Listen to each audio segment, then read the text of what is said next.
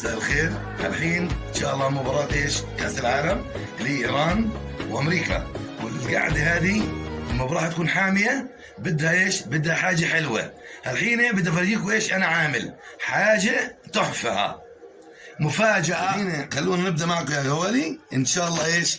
احنا نبلش اللي هو ايش عندنا؟ اول حاجة مكسرات، لوز، كاشو، تمر، في عنا ترمس، عسل، ذرة، وذرة بالكراميل كمان. هاي ذرة بالكراميل، حاجة تحفة. الحين بنمسك ايش؟ التمرة، ها بنمسكها زي هيك، بنشيل العجمة تبعتها.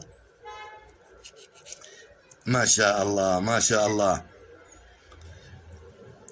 بعدين هذا وجبة صحية، بنحط زي هيك حبة الكاشو فيها، وبنعطيها كمان ايش؟ حبة لوز كمان جنبها.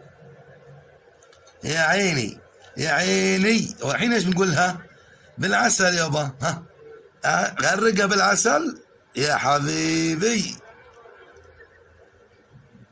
وهيك بعد هيك نقولها اعطيها ايش؟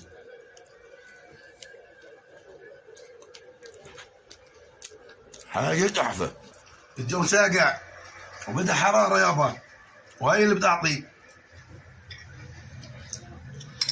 يا عيني يا عيني يا كاشو اللوز يحشي. اللهم صل على سيدنا محمد. يا حبيبي يا حبيبي. الله الله الله. حاجة ضخمة حريقة. مع المباراة بدك ايش؟ لازم تكون معك على شوية حرارة، حتصير مولعة كأنها العصير. والحين ايش؟ يا حبيبي اللوز كاشو.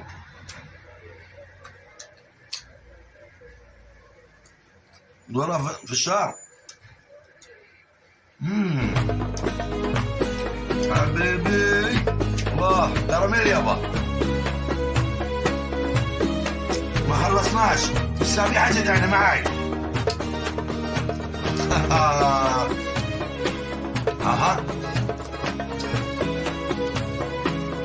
يا عيني، موز، برسمون، تفاح، خيار.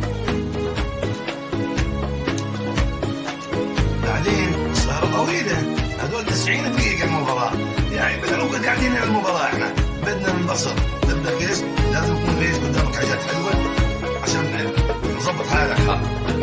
يلا يعطيكم العافية.